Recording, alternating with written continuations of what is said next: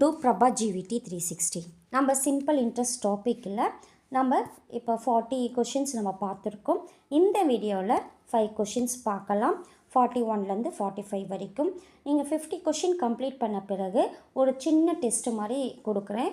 நீங்கள் அதை ஒரு 50 கொஷின் பாருங்கள். அதில் ஒரு 15 கொஷின் இல்லைன்னா 20 கொஷின் டெஸ்ட்டு மாதிரி கண்டக்ட் பண்ணலாம். நீங்கள் அதில் அட்டன் பண்ணுங்கள். அட்டன் பண்ணிவிட்டு அதே மாதிரி அடுத்த 50 கொஷின்ஸ் நம்ம பார்த்துட்டு அப்படி ஒரு சின்ன டெஸ்ட், இந்த மாதிரி இருக்கிற எல்லா கொஷினுமே நம்ம பார்த்துட்டு நம்ம டெஸ்ட் வைக்கலாம். பாருங்கள், 41th கொஷின். ராகுல் borrowed rupees 4,000 on 7th June 2006 and returned it on 19th August 2006. Find the amount he paid if the interest is calculated at 5% per annum. ராகுல் 7/6/2006 அன்று ரூபாய் 4,000 கடனாக பெற்று அதை 19/8/2006 அன்று திரும்ப செலுத்தினார். 5% வட்டி கணக்கெடுக்கப்பட்டால் அவர் செலுத்திய தொகை எவ்வளவு?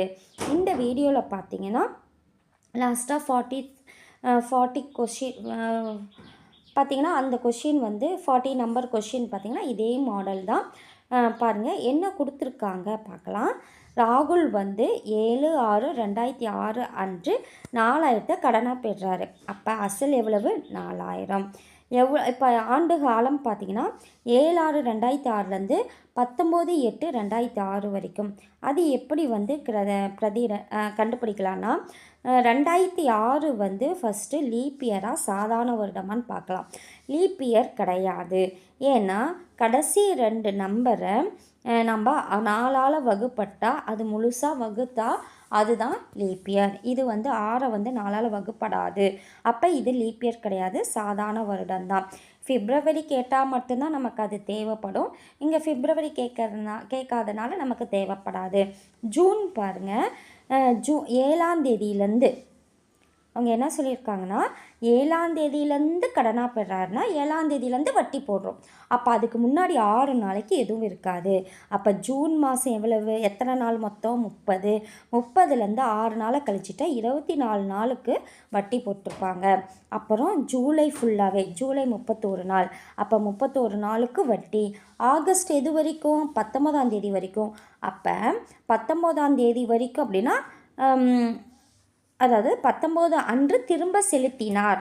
19 அன்னைக்கு திரும்ப கொடுத்துட்டார். அப்போ 19 அன்னைக்கு வட்டி கிடையாது. அதுக்கு முன்னாடி வரைக்கும் தான் வட்டி. அது வரையிலும் கேட்டிருந்தாங்கன்னா அன்னைக்கு டேட்டு போடணும். 19 அன்னைக்கு வட்டி கொடுத்துட்டாங்க அப்படின்னா அதுக்கு முன்னாடி நாள் வரைக்கும் வட்டி இருக்கும். அப்போ ஆகஸ்ட் 18ஆம் தேதி வரைக்கும். அப்போ இதை கூட்டனா 73 நாட்கள் வருது. 73 நாட்கள்னால் நாம் நாட்களில் கொடுத்துருந்தாங்கன்னா 365ஆல் நாம் வகுக்கணும். பாருங்கள், SI = PNR/100. அப்போ பிரதியிடலாம். SI அசல் 4,000 இன்ட்டு நாட்கள்னால் 73/365 into rate of interest 5/100. 2 0 2 0 cancel.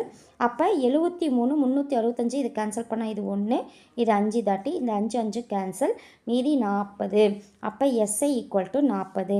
இங்கே என்ன கொடுக்குறாங்கன்னா அவர் செலுத்திய தொகை எவ்வளவுன்னு கேட்குறாங்க. தொகைனா மொத்த அமௌண்ட்டு, அசலும் அந்த கடனாக வாங்கியிருக்காங்களே அந்த அசலும் அதோட வட்டியும் சேர்த்து கொடுக்கறது தான் அந்த தொகை. அப்போ அசல் ப்ளஸ் வட்டியை சேர்த்தனா அசல் எவ்வளவு? 4,000, வட்டி 40. அப்போ மொத்தம் 4,040 ரூபாயை செலுத்துகிறாங்க. பாருங்க, 42nd question. What will be the simple interest earned on a amount of rupees 16,800 in 9 months at the rate of 6.1/4% per annum? ரூபாய் 10,800க்கு 9 மாதங்களில் ஆண்டுக்கு 6.1/4% வட்டி வீதப்படி கிடைக்கும் தனி வட்டி காண்க. என்ன கொடுத்துருக்காங்கன்னு பார்த்தீங்கன்னா அசல் 16,800க்கு எத்தனை மாதம்னு பார்த்தீங்கன்னா 9 மாதத்தில் ஆண்டுக்கு எவ்வளோ வட்டி? 6.1/4% வட்டி வீதப்படி கிடைக்கும் தனி வட்டி என்ன அப்படின்னு பார்த்தீங்கன்னா P அசல் 16,800. இப்போ N என்னது? 9 மாதம் கொடுத்தாங்கன்னா ஒரு வருடத்திற்கு எத்தனை மாதம் நம்ம பார்க்கணும்? 12 மாதம். அப்போ அந்த 12ஆல் வகுக்கணும். 9/12. இப்போ ரேட் ஆஃப் இன்ட்ரெஸ்ட் பார்த்தீங்கன்னா 6/1/4. இது கலப்பு பின்னமாக இருக்குது. இதை மாற்றணும். இப்போ 6 × 4 24 + 1 25. 25/4%.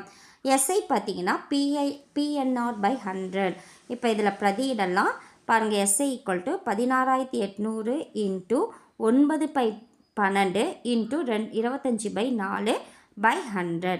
அப்போ இந்த 20 இந்த 20 கேன்சல். இது பார்த்திங்கன்னா இப்போ 4ஆல் இப்போ நம்ம இங்கே தனியாக போடலாம். 16,800/100 × 9/12 × 25/2 4. அப்போ இது 3 தாட்டி இது 4 தாட்டி.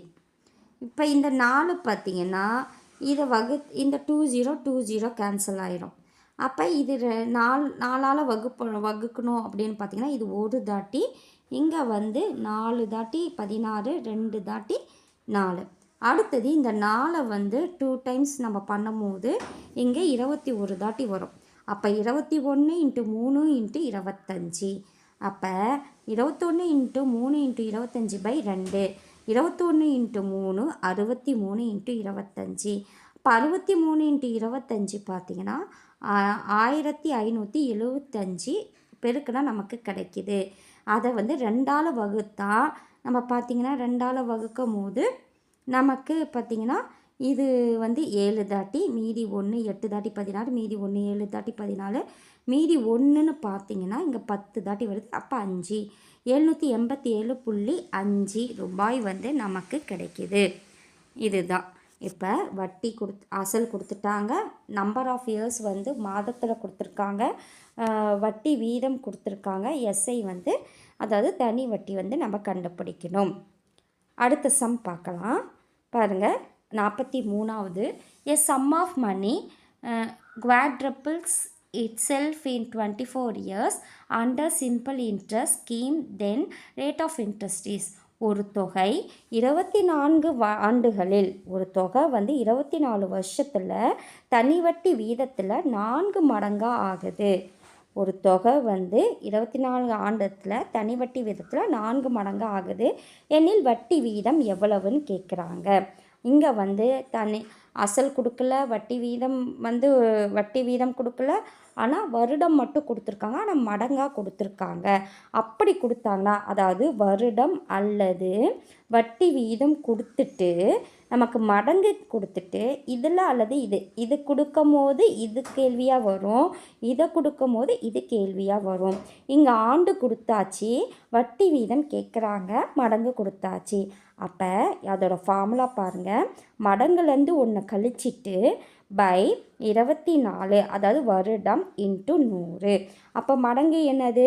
4 மடங்கு. அப்போ 4 - 1/24 × 100. 4லேருந்து 1 போச்சுன்னா 3/24 × 100. அப்போ இது 1 தாட்டி, இது 8 தாட்டி. அப்போ 100/8 அப்படின்னு பார்த்தீங்கன்னா இது 4 தாட்டி, இது 5 தாட்டி. அப்போ 2ஆல் வகுப்படும் போது 50.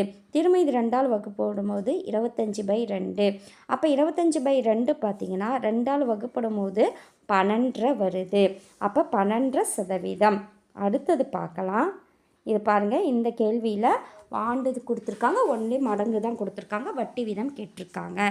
இது பார்த்திங்கன்னா அதுக்கு இந்த ஃபார்முலா மடங்கு -1 ஆண்டு × 100. அடுத்தது பார்க்கலாம். 44.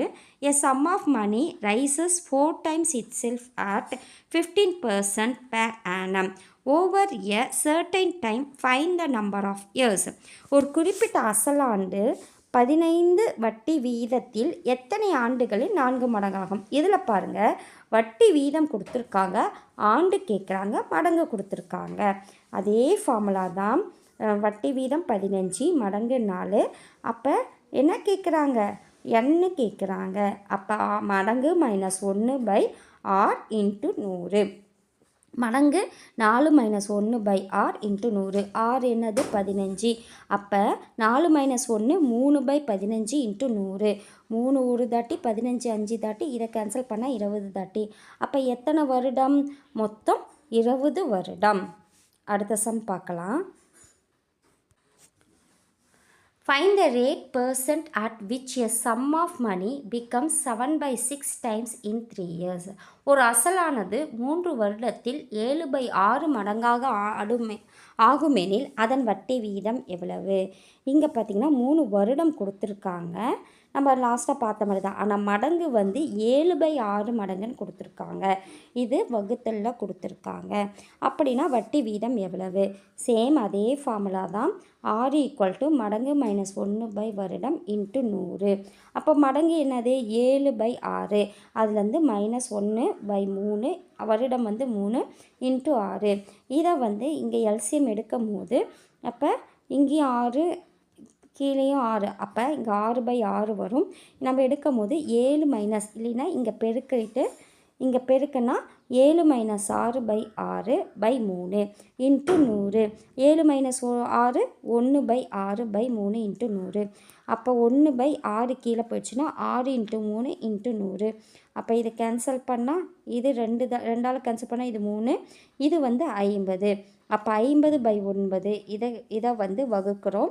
50 9ஆல் வகுக்கும் போது 5 9 45, 45 மீதி 5. அப்போ ஹோல் நம்பரை இங்கே சைடில் போட்டுக்கிறோம். ரிமைண்டரை மேலே போட்டுக்கிட்டு வகுத்தலில் போட்டுக்கிறோம். இதுதான் இந்த சம். இந்த வீடியோவோட பார்த்திங்கன்னா 45 சம் முடிஞ்சாச்சு. நெக்ஸ்ட்டு வீடியோவில் அடுத்த 5 சம் பார்க்கலாம். அதோட வந்து 50 கணக்குகள் முடிச்சாச்சு. அதை நீங்கள் ஃபுல்லாக பாருங்கள். அதுலேருந்து ஒரு 20 கணக்குகள் வந்து உங்களுக்கு கேள்வியாக வந்து கொஷின் டெஸ்ட்டு வைக்கிற மாதிரி நான் அனுப்புகிறேன். நீங்கள் போட்டு பாருங்கள். இதே மாதிரி 50 கொஷின்ஸ் முடித்த பிறகு நம்ம இதை பார்க்கலாம். நன்றி.